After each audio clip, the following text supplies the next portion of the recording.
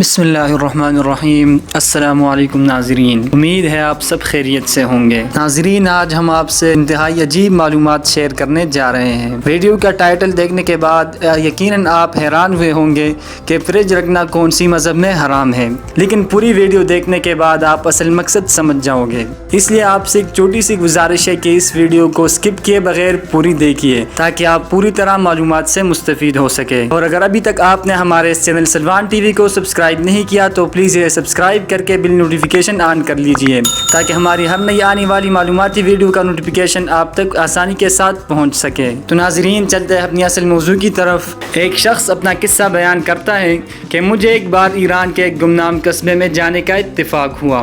یہ اصفہان اور شیراز کے درمیان تھا۔ مجھے کسی کام کے سلسلے میں وہاں رات گزارنا پڑ گئی۔ میں یہ جان کر حیران رہ گیا کہ پورے قصبے میں فریج نہیں تھا۔ میزبان نے بتایا کہ ہم خوراک کو فریج میں رکھنا گناہ سمجھتے ہیں۔ میں حیران رہ گیا۔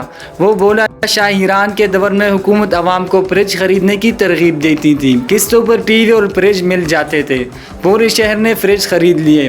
ہمیں چند دن بعد احساس ہوا کہ ہمارے دل تنگ ہو گئے ہیں۔ ہم نے فالتو کھانا فریجوں میں رکھنا شروع کر دیا ہے۔ لوگ اس سے پہلے اضافی کھانا ضرورت مندوں یا ہمسایوں میں بانٹ دیا کرتے تھے۔ ہم میں سے ہر شخص اپنی خوراک ہمسائے کے گھر بھجواتا تھا اور ہمسائے اپنا خوراک ہمیں دیتے تھے۔ فریج نے میزبانی کا یہ سلسلہ روک دیا۔ ہمارے امام صاحب نے ایک دن پورے شہر کو اکٹھا کیا اور فریج کو حرام قرار دے دیا۔ حکومت نے اس کے بعد بہت زور لگایا، لیکن ہم لوگوں نے اپنے فریج بیچ دیے یا پھر اپنے دور دراز کے رشتہ داروں کو دے دیے۔ وہ دن ہے اور آج کا دن ہمارے قصبے میں فریج واپس نہیں آیا۔ میں نے پوچھا، اس سے کیا فائدہ ہوا؟